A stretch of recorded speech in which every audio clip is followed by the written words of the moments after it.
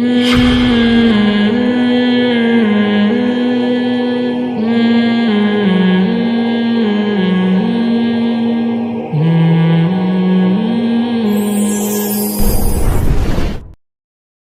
وہ جو انہوں نے مولانا اسحاق صاحب نے کہا نا کہ رخصتی کے بعد جو عبداللہ بن عباس نے 3 طلاقوں کو 3 کہا ہے، ایسا بالکل بھی نہیں ہے.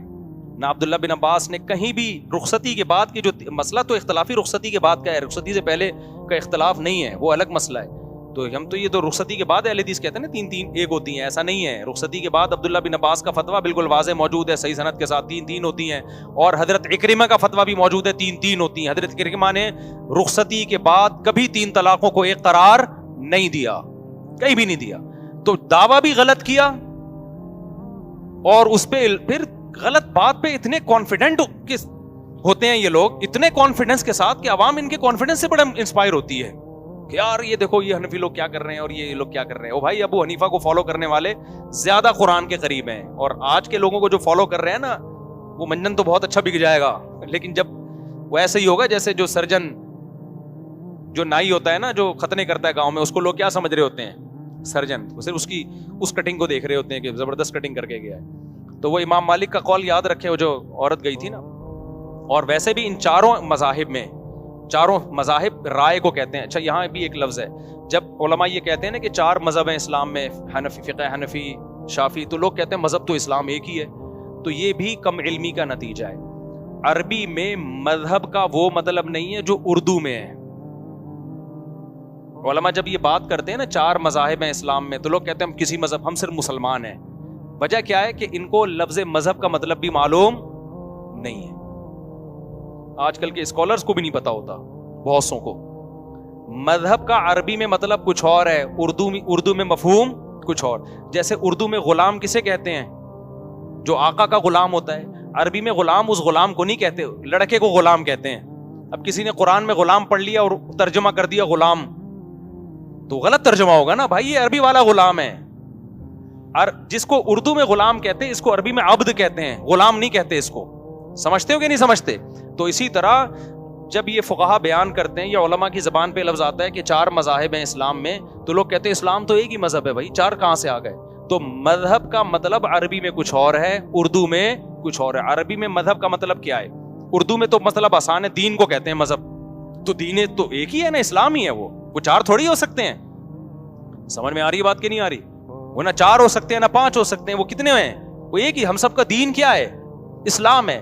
عربی میں مذہب کا مطلب کیا ہے؟ اب سمجھو، یہ لفظ نکلا ہے ذہب یذہب سے. ذہب یذہب کا معنی ہے جانا. ذہب یذہب کسے کہتے ہیں؟ ذہب کا معنی گیا، یذہب جاتا ہے یا جائے گا. مذہب جانے کی جگہ. مذہب کسے کہیں گے؟ جانے کی جگہ. تو فزیکلی آپ کہیں جاتے ہیں، اس کو بھی مذہب کہیں گے.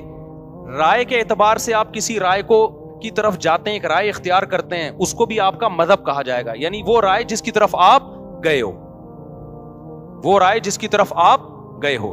اب سمجھو بات کو.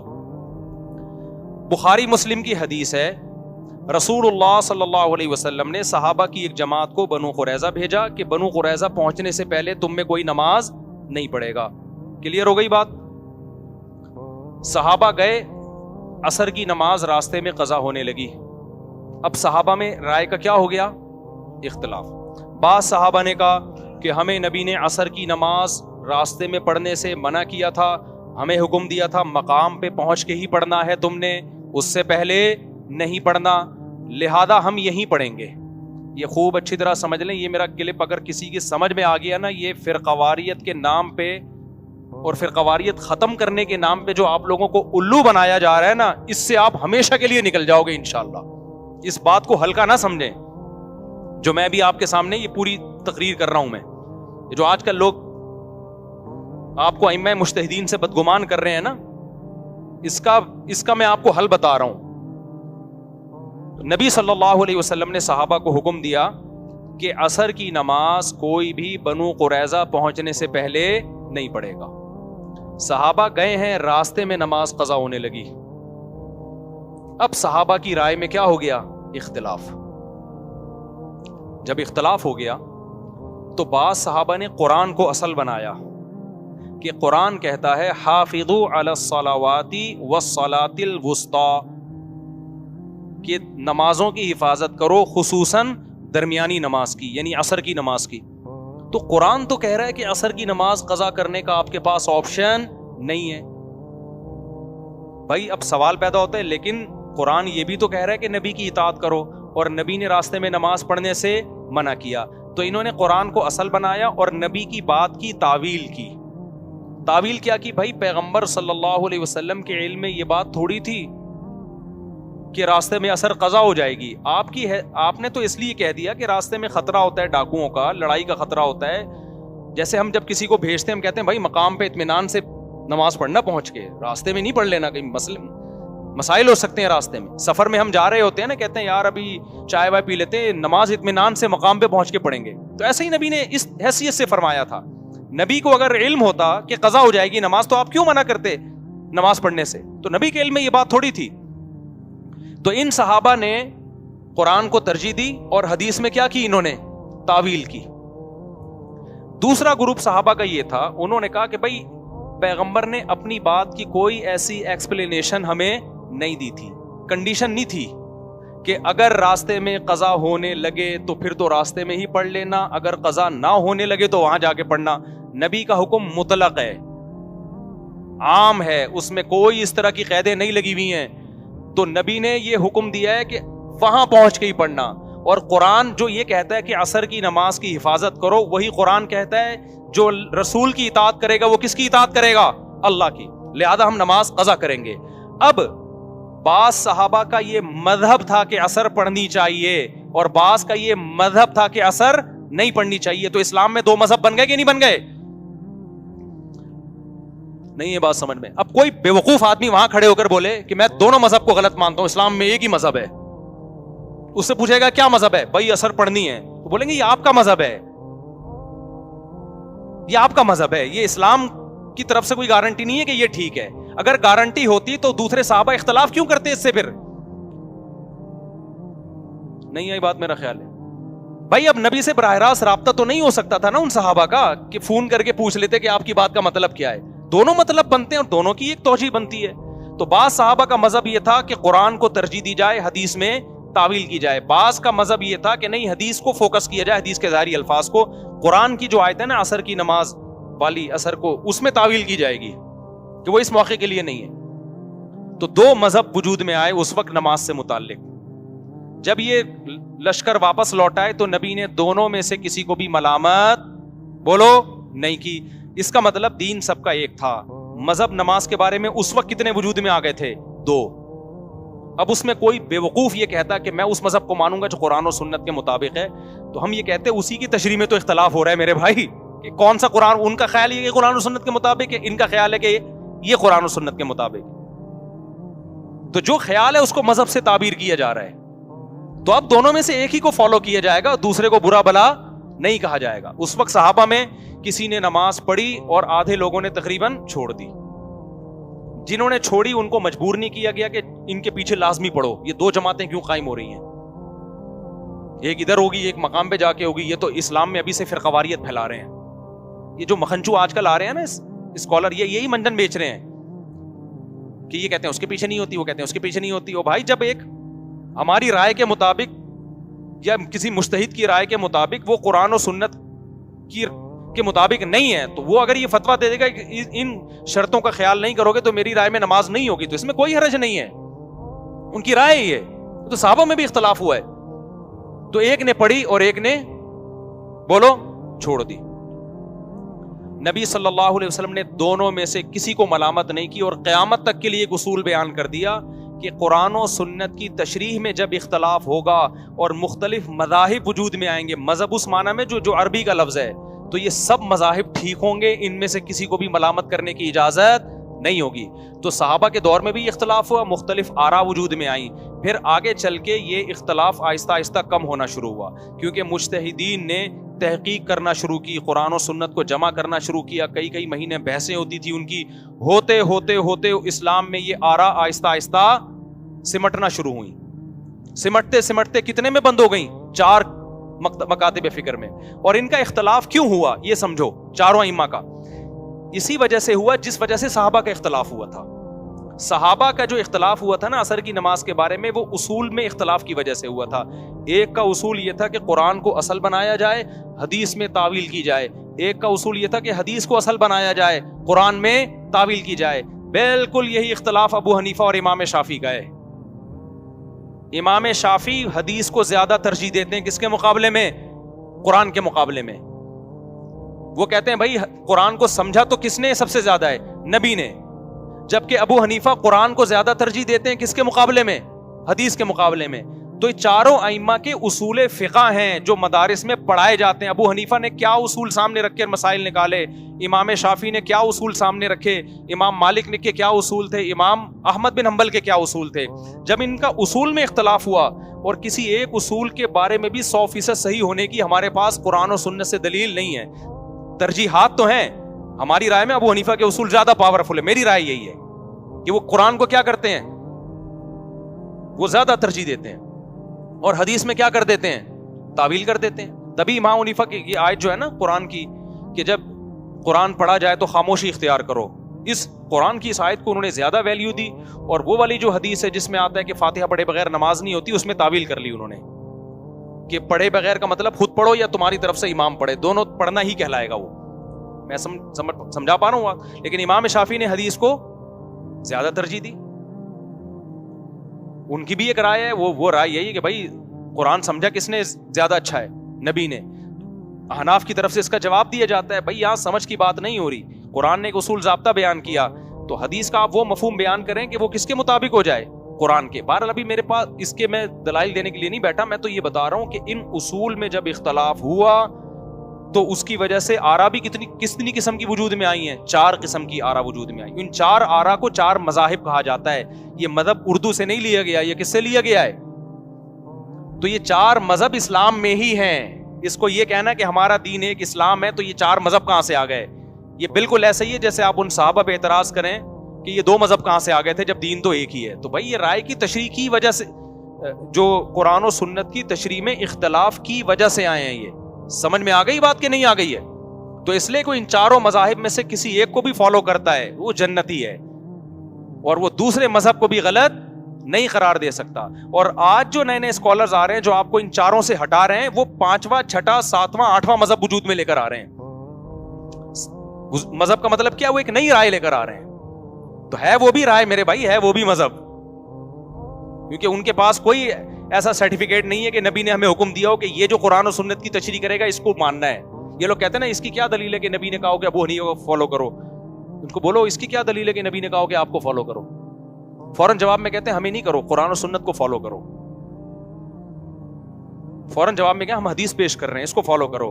اس کو فوراً جواب میں کہا ابو حنیفہ کیا تورات پیش کرتے تھے دلائل میں, کیا انجیل سے استدلال کرتے تھے وہ؟ یہ عجیب بات ہے یار, تم قرآن و سنت سے استدلال کر رہے ہو اور ابو حنیفہ شافعی جو تھے نا وہ انگلش کی کتاب میں پڑھ کے استدلال کرتے تھے. یعنی میری سمجھ میں نہیں آ رہا, یہ پتہ نہیں آپ لوگ کی سمجھ میں کیسے آ جاتی ہیں یہ باتیں. تو یہ میرے بھائی یہ منجن ہیں, گنتیاں ہیں جو فرقواریت پھیلانے کے لیے ہو رہی ہیں. یہ اس سے فرقواریت کم نہیں ہوگی. تو صدیوں سے مسلمان ان 4 میں سے کسی ایک کو فالو کرتے آئے ہیں. اس سے فرقواریت کا گلا گھٹ گیا تھا, فرقواریت ختم. کیونکہ ہم نے جب مان لیا کہ شافعی بھی برحق ہے تو اب لڑائی جھگڑا کیا ہو گیا, ختم. اب اگر کوئی یہاں ہاتھ باندھ رہا ہے تو میں اس سے پوچھتا ہوں بھائی کیوں باندھ رہے ہو, کہہ رہے یار میں امام شافعی کے مکتب فکر کو فالو کرتا ہوں. بات کیا ہو گئی, ختم. ہمیں پتا ہے یار یہ بھی قرآن و سنت. ہم یہاں ہاتھ باندھ رہے ہیں تو شافعی ہمیں کیا کہتے ہیں بھائی یہ کیوں, بھائی میں ابو حنیفہ کی رائے کو فالو کرتا ہوں. انہوں نے قرآن و سنت سے یہ سمجھا کہ ہاتھ کہاں باندھنے چاہیے, یہاں. لیکن یہ لوگ کیا کہتے ہیں آج کے اسکالر, نہ ہم ادھر نہ ہم اس کو جس کو نبی نے کہا. پھر پھنستے ہیں نا تو پھر بھاگتے ہیں, کہتے ہیں نبی نے کہا ہے سینے پہ ہاتھ باندھو. جب ہم ان سے کہتے ہیں نبی نے کہا کہاں ہے سینے پہ ہاتھ باندھو, کہتے ہیں یہ حدیث ابن خزیمہ کا صحیح حدیث ہے, یہ صحیح حدیث ہے, یہاں ہاتھ باندھو. ہم اس صحیح حدیث کو فالو کرتے ہیں. تو اس کا جب میں کہتا ہوں نا ان سے کہ اس کو تو فلاں فلاں نے ضعیف قرار دیا ہے, اس میں تو فلاں فلاں راوی کیا ہے ضعیف, پھر کہتے ہیں ہم البانی کو فالو کرتے ہیں. اس کا مطلب آپ البانی کی رائے کو ہم پہ زبردستی تھوپ رہے ہو میرے بھائی. ہم البانی کے مقلد نہیں ہیں. ہم اگر تقلید ہم سے کرانی ہے تو پھر ہم ابو حنیفہ کو فالو کریں گے, کیونکہ بر صغیر میں انہی کے فقہ کو فالو کیا جاتا ہے. میں 1.5 اینٹ کی الگ مسجد کیوں بناؤں یار, پوری دنیا بر صغیر میں ان کو فالو کر رہی ہے. میں ایک نیا فقہ لے کر آؤں یہاں پہ, میں البانی کو فالو کرنا شروع کر دوں, اس سے فرقواریت کم ہوگی یا بڑھے گی؟ تو بڑھے گی فرقواریت. ایک عرب عالم کا بھی ایک کلپ سامنے آیا, یہ جو سینے پہ ہاتھ باندھنے والی حدیث ہے, یہ اس پہ کلام ہے, اس کی سند پہ, سمجھ رہے ہو, اس کی سند پہ کلام ہے. ناف پہ ہاتھ باندھنے والی حدیث بھی کی سند پہ بھی کلام ہے, سینے پہ ہاتھ باندھنے والی حدیث کی سند پہ بھی کلام ہے. دونوں حدیثیں صحیح نہیں ہیں, دونوں ضعیف ہیں. جو بھی کہتا ہے نا یہ والی صحیح ہے وہ ضعیف, غلط کہتا ہے. ہمارے پاس ہاتھ باندھنے سے متعلق کہ یہاں باندھیں یا یہاں باندھیں, کوئی بھی صحیح حدیث کسی کے پاس بھی موجود, بے غبار صحیح حدیث موجود نہیں ہے.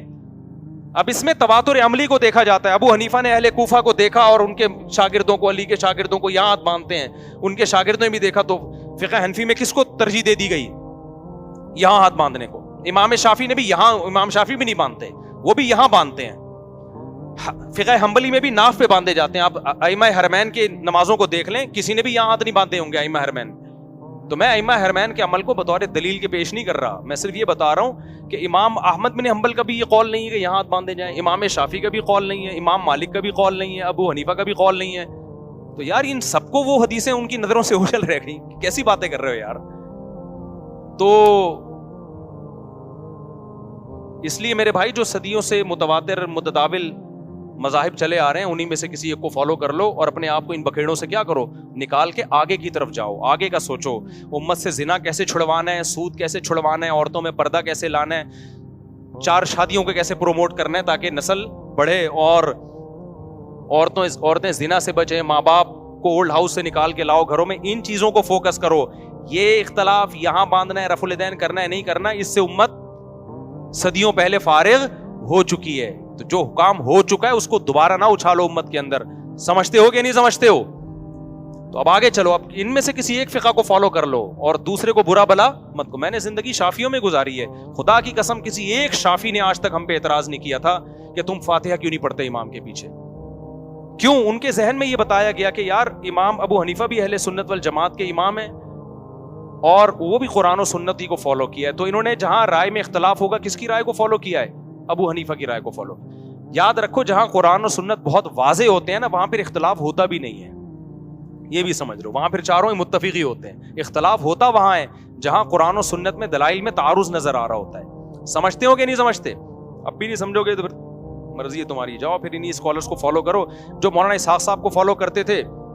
اب نیا جو بندہ کوئی مارکیٹ میں آتا ہے نا قرآن, وہ پھر نئی رائے لے کر آ رہا ہوتا ہے. وہ کہتے ہیں یار وہ بھی قرآن و سنت, یہ بھی قرآن و سنت. پھر تیسرا آئے گا وہ ایک نئی رائے لے کر آ رہا ہوگا, پھر ان کے سامنے البانی کا قول پیش کر دو. تو اب میں نے البانی کا قول کہیں پڑھا ہے کہ عورتیں صفا مروہ میں دوڑیں گی, لیکن میں بھی اس کتاب کا حوالہ نہیں ملا مجھے, اس لیے میں یقینی طور پہ یہ نہیں کہہ رہا. میں نے ایک پیش گوئی کی تھی نا کہ دیکھنا اب یہ لوگ جیسے عورتوں کو مردوں کی طرح نماز پڑھواتی نا انہوں نے, اور دلیل یہ دی کہ حدیث نہیں ہے. تو حدیث تو اس پہ بھی نہیں ہے کہ عورتیں صفا مروہ میں چلیں گی دوڑیں گی, نہیں, اس پر کوئی حدیث ہمارے پاس موجود نہیں ہے. حدیث ہے تو اس کے اگینسٹ ہے. وہ حدیث کیا ہے؟ نبی نے فرمایا مجھ سے حج سیکھو. کیا مطلب؟ جیسے میں نے حج کیا ویسے کرو. تو نبی تو دوڑے ہیں نا, دوڑے ہیں. ایک حضرت عائشہ کا قول پیش کیا جاتا ہے کہ ہم نہیں دوڑتی تو تم بھی نہ دوڑو. تو حضرت عائشہ کی تقلید ہو گئی نا, نبی سے تو ثابت نہیں ہے. اور وہ اس کی سند پہ بھی کلام ہے حضرت عائشہ کا جو یہ قول ہے, اس کی سند بھی مضبوط سند نہیں ہے. تو لہذا البانی نے یہ فتویٰ دے دیا کہ عورتیں کیا کریں گی, چلیں گی, دوڑیں گی نہیں. اور دلیل یہ دی ہے کہ حضرت حاضرہ تو عورت تھی, وہ تو دوڑی تھی. میں نے یہ چند دن پہلے پیش گوئی کی تھی کہ یہ اجماعی مسئلہ ہے کہ عورت چلے گی دوڑے گی نہیں. اب یہ لوگ قرآن و سنت کے نام پہ اس مسئلے کو بھی چینج کریں گے. 1400 سال کے بعد جا کے اسلام کی تشریح ہو رہی ہے. تو مجھے نیٹ پہ مل گیا کہ البانی کا یہی قول ہے, لیکن میں یقینی پھر بھی نہیں کہتا, کیونکہ میں نے جب تک اصل کتابوں سے میں نہ نکال لوں تو میں خالی انٹرنیٹ کے حوالوں پر اعتماد نہیں کرتا.